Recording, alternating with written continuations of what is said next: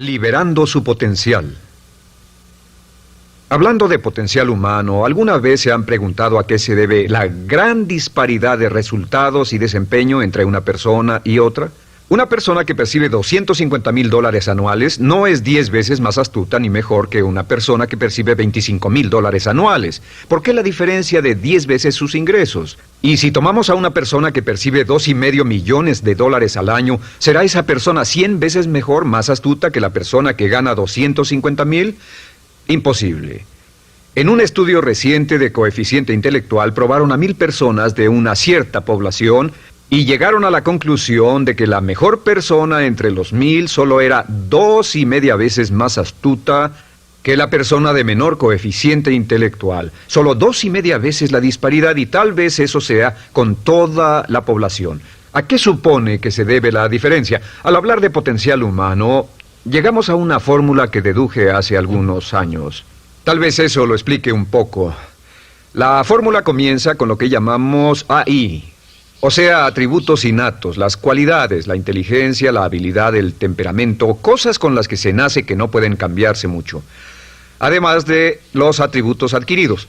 Estos atributos son muy importantes, son su educación, su capacitación, sus capacidades, su experiencia, conocimiento, sabiduría, etc., multiplicado por A, que es su actitud, es igual al potencial humano individual o al desempeño humano individual o resultados individuales humanos.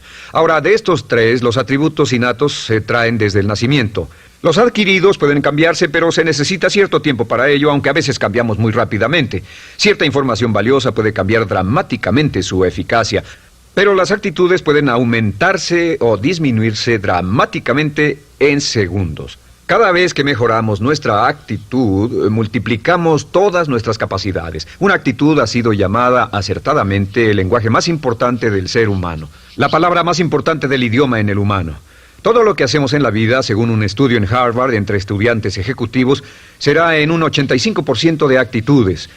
Un 85% de su éxito estará determinado por su actitud. Eso significa que está determinado por cuán positivo o cuánta actitud mental positiva se tenga.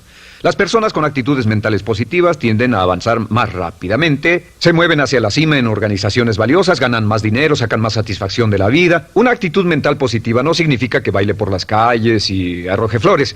Solo significa que tome una actitud constructiva en general o se aproxime hacia su trabajo, su vida, sus problemas, relaciones, etc.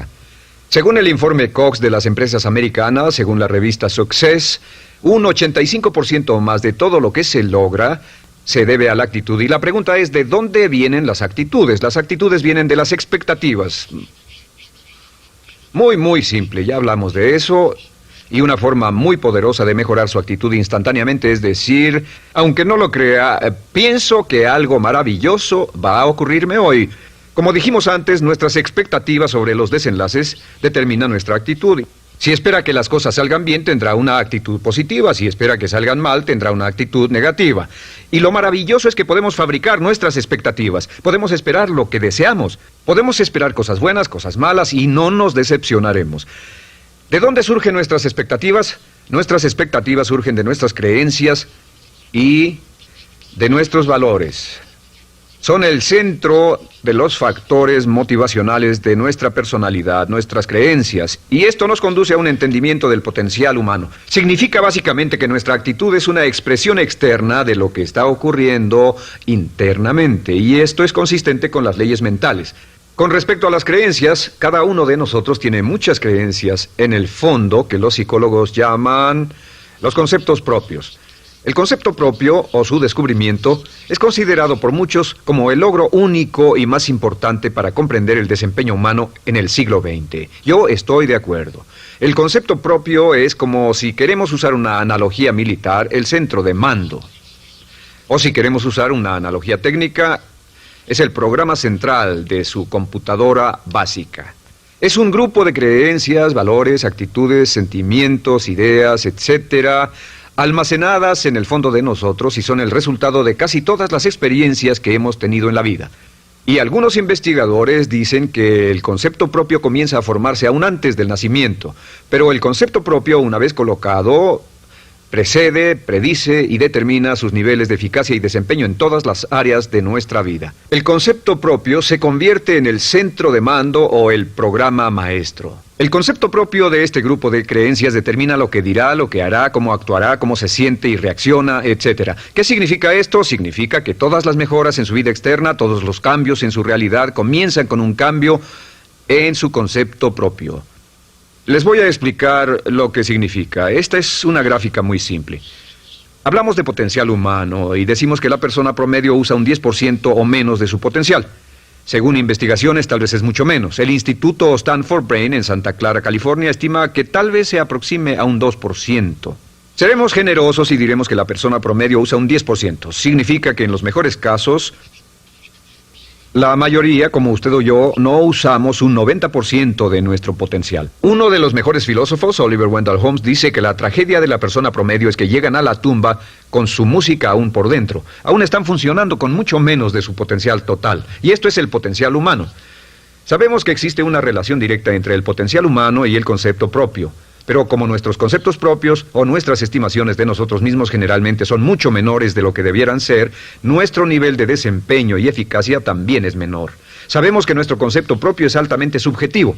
¿Qué significa esto? Significa que el concepto propio, lo que pensamos que es cierto sobre nosotros mismos, no está basado en la realidad, está basado en información que hemos tomado y aceptado como cierto, hasta el grado en que creemos lo que sea de nosotros mismos y se vuelve cierto para nosotros porque actuamos de una forma consistente con ello. Algunas personas que leen sus horóscopos y creen en horóscopos predicen su futuro. Hay algunas personas que toman la crítica y las opiniones de otros a quienes ni siquiera respetan y hacen suyas esas ideas, dando un resultado muy negativo. Lo que piense, lo que acepte como cierto, se vuelve cierto para usted.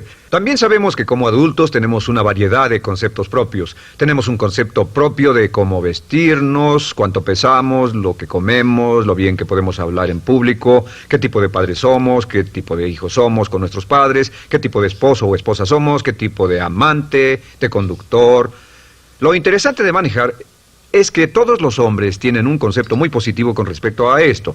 Las mujeres no entienden esto, pero los hombres nacen con un genio inherente para manejar. Todos los hombres son choferes excelentes. Si no lo creen, todo lo que tienen que hacer las mujeres que están viendo esto es pensar en la última vez que trataron de corregir la forma de conducir de un hombre y recordarán que no obtuvieron buenas respuestas. ¿Cómo respondemos ante alguien que desafía nuestro concepto propio, sugiriendo que no somos las personas que pensamos ser? Estamos a la defensiva, nos enfadamos, nos irritamos, es difícil que nos traten. Tenemos un concepto propio de lo creativos que somos, lo inteligentes, lo rápido que leemos, lo bueno que somos en los deportes, y si practicamos una gran variedad de ellos, tenemos un concepto propio para cada uno de ellos. Tenemos un concepto propio de lo bien que cocinamos, de lo bien que educamos a nuestros hijos, de lo bien que limpiamos nuestra casa, los autos que manejamos, etc. Y también de lo que valemos por lo que ganamos. Es muy interesante saber que nunca ganamos más del 10% de nuestro concepto propio en ingresos. Nuestro concepto propio determina nuestro nivel de ingresos. Este nivel de concepto propio se llama zona de confort. Y aunque querramos más dinero, veremos que la tendencia humana natural de todas las actitudes es luchar por lograr entrar a la zona de confort y luego quedarnos ahí.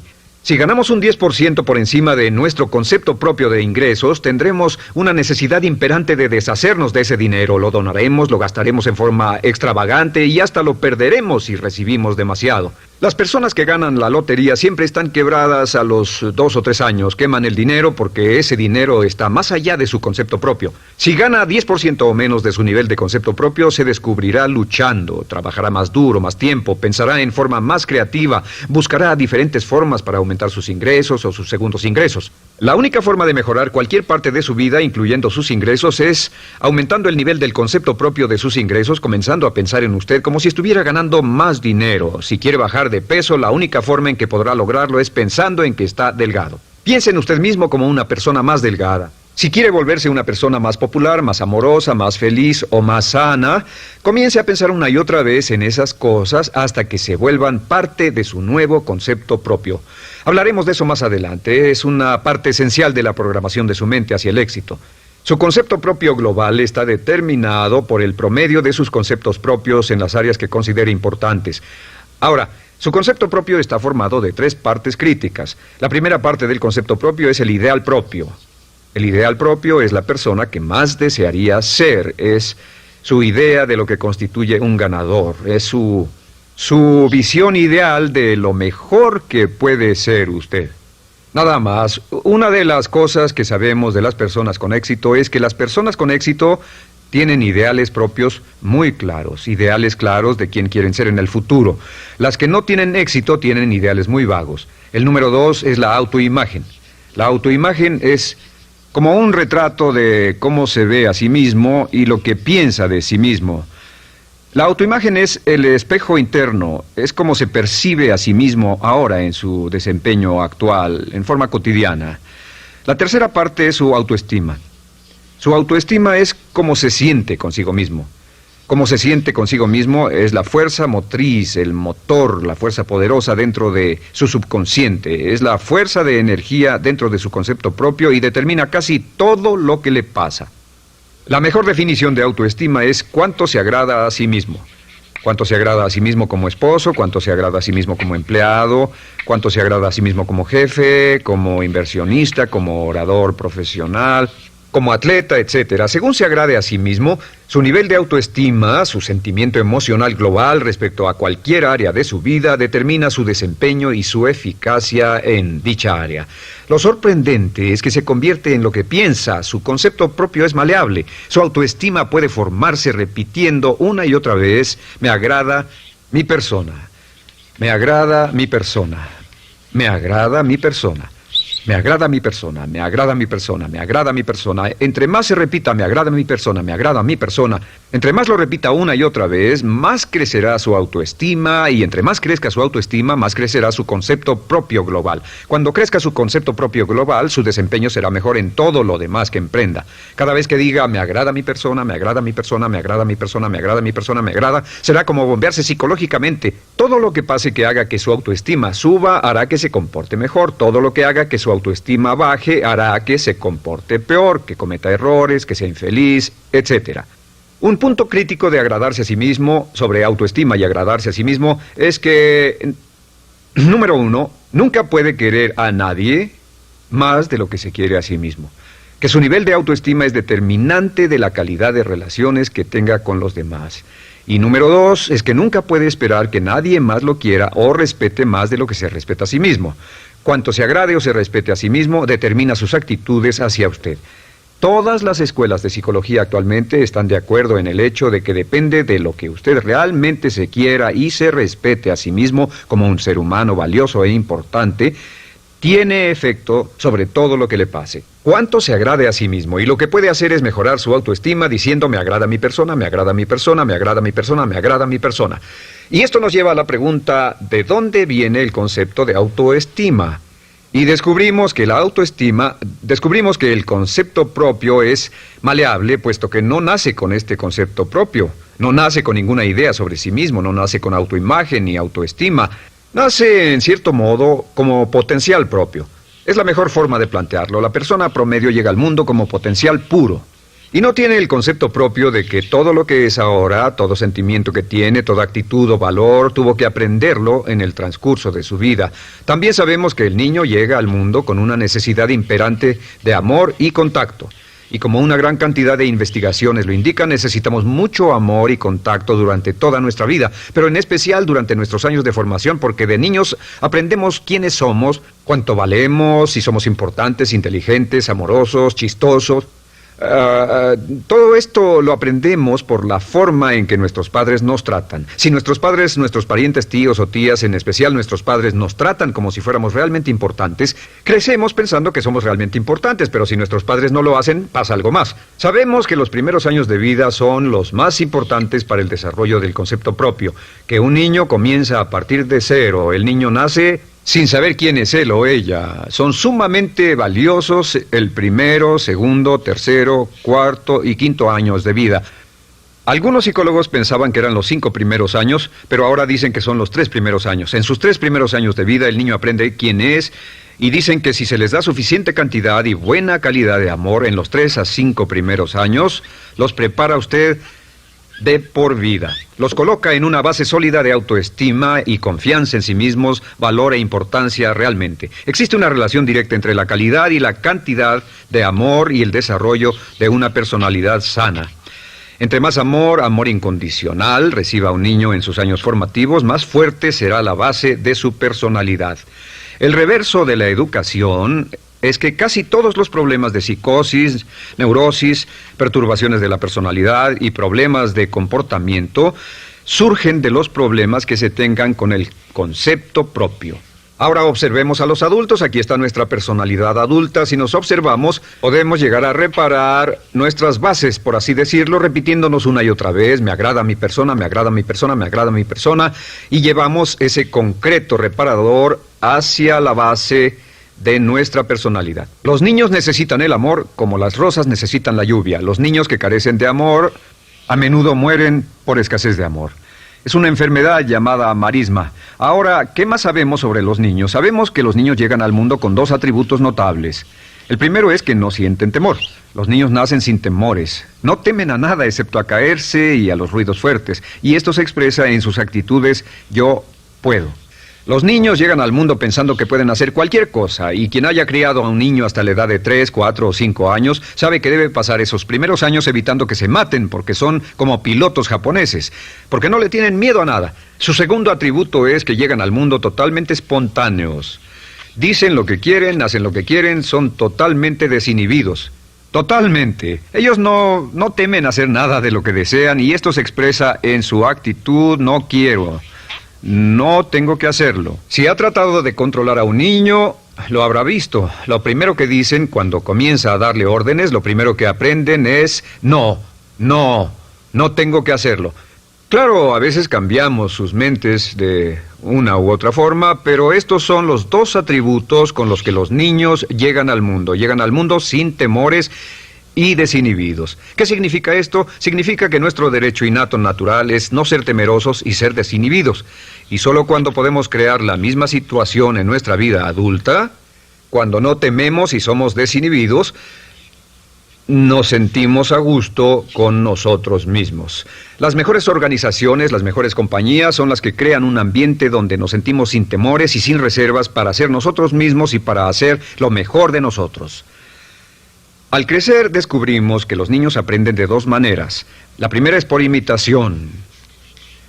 Imitan a uno o a ambos padres, en especial al padre dominante. Algunas veces el padre dominante cambiará cuando crezca el niño, y a veces los niños imitan al padre, a veces a la madre, pero aprenden por imitación. Muchas características y hábitos que tenemos como adultos los aprendimos de nuestros padres. ¿Alguna vez ha tenido la ocasión de gritarle o reñirle a uno de sus hijos? Verá que le dice las mismas cosas que le dijo su padre a usted cuando era niño. Así que imitamos. A veces imitamos su caminar, a veces su forma de hablar, a veces imitamos sus valores, sus creencias, etc. Aunque esos valores y esas creencias no tengan ningún valor. ¿Por qué? Porque nuestros padres eran así cuando nosotros éramos niños. La segunda forma en que aprendemos es pasando de la incomodidad, lo que no se siente bien, hacia la comodidad. Freud llamó a esto el principio del placer. O sea que nos movemos hacia aquello que nos hace sentir cómodos, lo que nos da placer, lo que nos hace sentir bien con nosotros. Nos movemos de la incomodidad hacia la comodidad. Así es como aprendemos a no mojar el pañal, por ejemplo. Sabemos que no es agradable caminar con popó o pipí en nuestros pañales. Vemos lo que hacen nuestros padres, vemos lo que nuestros parientes hacen y decimos: estas personas no hacen lo que yo. Así aprendemos a caminar y lo demás. Así que de la incomodidad hacia la comodidad. Durante toda nuestra vida, por cierto, así es como aprendemos. Imitamos leyendo lo que otras personas hacen, estudiando libros y en el trabajo, imitamos cuando vamos a la escuela, y hacemos lo que nos da resultados positivos, lo que nos da refuerzos positivos, y hacemos cada vez menos las cosas que nos causan incomodidad o dolor. Ahora, muy temprano en la vida, como equivocación o como resultado de una equivocación que los padres cometen en la crianza, los niños comienzan a aprender hábitos y patrones negativos. Los patrones y hábitos negativos tienen sus raíces principalmente en la crítica destructiva.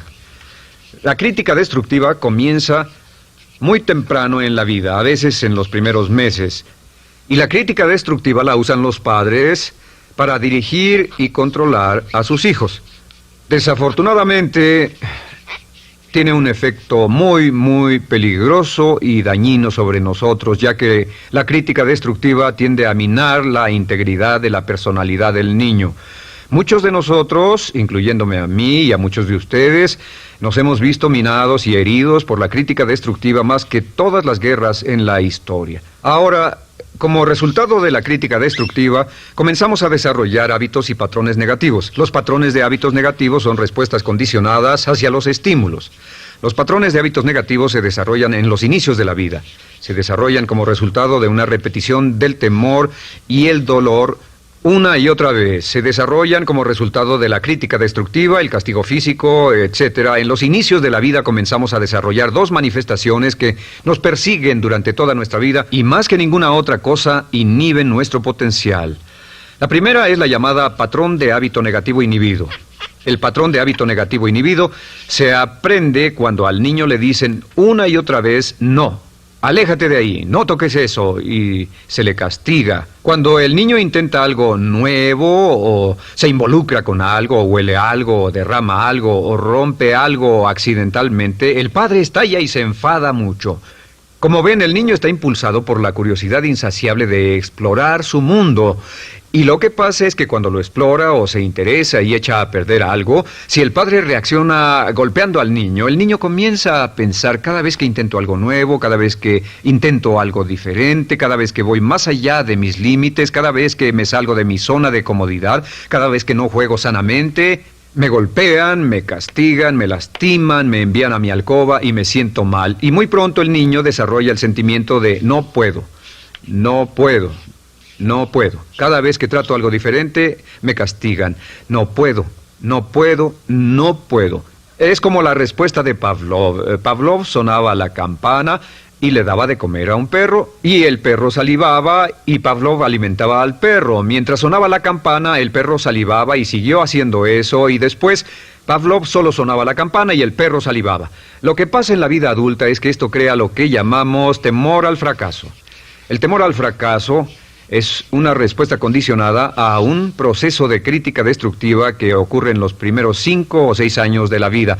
El temor al fracaso automáticamente nos activa, nos sentimos ansiosos, tensos, intranquilos, sentimos presiones y estrés en nuestro plexo solar, sentimos ganas de retirarnos del evento, y el temor al fracaso es la razón principal por los fracasos en la vida adulta. Es la razón principal por la que evitamos cumplir plenamente nuestro potencial. De hecho, todos los patrones de hábitos negativos se experimentan en el cuerpo físico.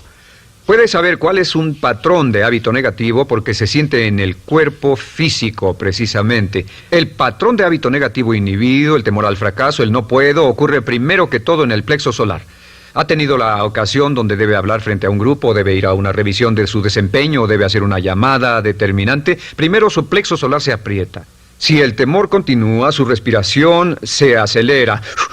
Su corazón comienza a latir apresuradamente, su frecuencia respiratoria aumenta y le duele la cabeza como migraña en la parte frontal, su garganta se le cierra y no puede hablar y se le seca la boca por completo, y como se pone tan tenso y asustado, va corriendo al baño.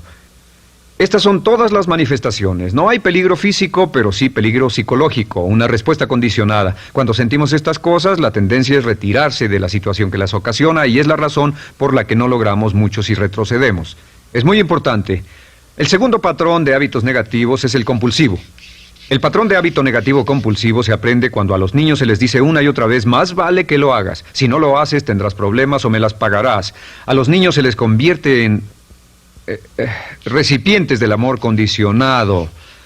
Los padres no intentan hacer esto, pero lo que hacen es sugerirle al niño: no te amo, por lo tanto no estás a salvo, a menos y hasta que hagas lo que yo quiero.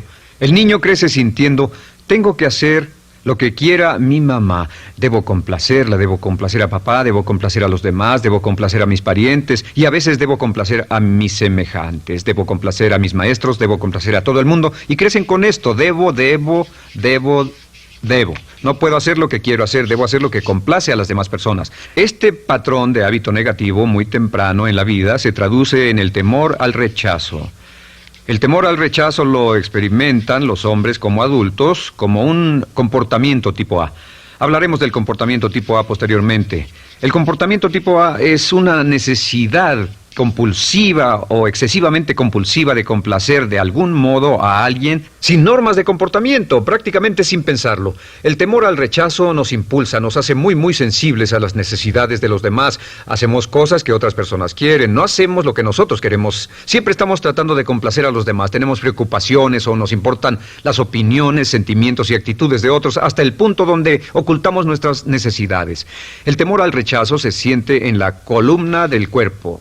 Se divide el cuerpo a la mitad y se siente hacia abajo en la mitad posterior del cuerpo. El primer lugar donde comienza a sentirse el temor al rechazo es generalmente en los hombros y el cuello. Nos sentimos entumidos, duros, tensos. Cuando tenemos mucho que hacer sentiremos un estrés tremendo en la columna. Los músculos se estiran en la parte posterior.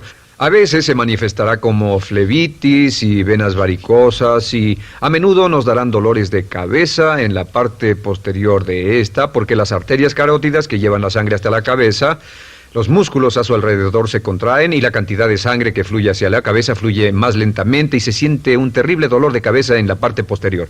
Estos dos temores, los patrones de hábitos negativos compulsivos, el compulsivo y el inhibitorio, son resultado de la crítica destructiva, el gran destructor de la personalidad que nos persigue durante toda la vida. Y lo maravilloso de todo esto es que como son patrones de hábitos aprendidos, podemos olvidarlos. Podemos acabar con el temor al fracaso que nos detiene. Podemos acabar con el temor al rechazo que hace que hagamos cosas que complacen a los demás en vez de complacernos a nosotros, trabajando con nuestra propia autoestima. Porque existe una relación inversa entre la autoestima y el patrón de hábitos negativos. Porque entre más se agrade a sí mismo, menos teme al fracaso. Entre más se agrade a sí mismo, menos teme al rechazo. Entre más se agrade a sí mismo, menos temerá a cualquier cosa. Y si sigue repitiendo, me agrada mi persona, me agrada mi persona, me agrada mi persona una y otra vez, si sigue diciendo esto, con el tiempo su autoestima sube más y más y más y más y sus temores desde luego bajan. Cuando su autoestima sube, sus temores van en dirección opuesta.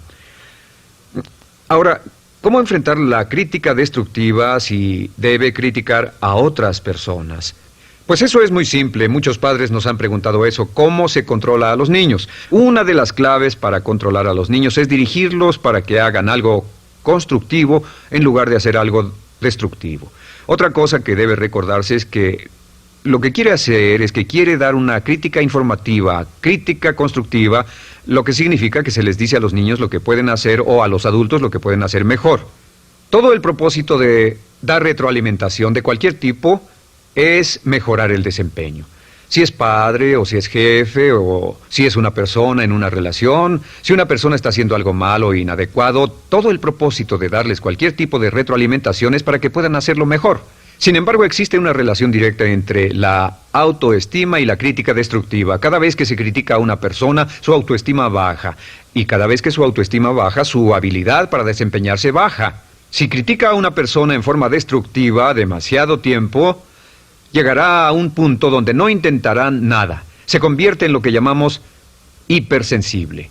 Un adulto hipersensible es aquel que no puede aceptar críticas de nadie. Un adulto hipersensible es una persona que está muy tensa, ansiosa, si siquiera sugiere que no está haciendo lo correcto. Si trata con un adulto hipersensible, la clave es sentarlo y recordar 4 cosas. Número 1, comenzar con alabanzas. Número 2, proteja la autoestima de la persona a toda costa. Número 3, discuta el desempeño y no a la persona. Hable del comportamiento más que de la persona. Y número 4 es enfocarse hacia el futuro en vez de en el pasado. Enfóquese hacia lo que va a hacerse en forma diferente en el futuro en vez de lo que pasó en el pasado. ¿Por qué? Una razón muy simple, porque una persona no puede controlar el pasado. Al no poder controlar el pasado, cualquier crítica de lo que han hecho en el pasado les da un estrés tremendo y frustración. Así que, en resumen, la clave del éxito en la vida es una actitud mental positiva. Una actitud mental positiva se basa en expectativas de éxito, de una serie de expectativas positivas. Esa serie de expectativas positivas se basa en sus creencias y en su concepto de sí mismo. El centro de su concepto propio que determina su eficacia en la vida es su autoestima, y su autoestima se mide por cuanto se valore a sí mismo. Las dos cosas que nos frenan más que nada son el temor al fracaso y el temor al rechazo. Y uno de nuestros secretos centrales de éxito es este: Conviértase en un organismo generador de autoestima perpetua. Haga continuamente cosas para usted mismo, hacia sí mismo en su vida, que hagan que se agrade a sí mismo, que se ame, que se acepte, que se respete, que hagan que se sienta fantástico con usted mismo. Si es un jefe o un padre, no olvide que la clave para el máximo desempeño en su hogar y en su trabajo es hacer que las personas se sientan maravillosamente consigo mismas. Entre mejor se sienta consigo mismo y más se agrade, más probable será que logre que las personas a su alrededor lo quieran, lo acepten, lo respeten, se respeten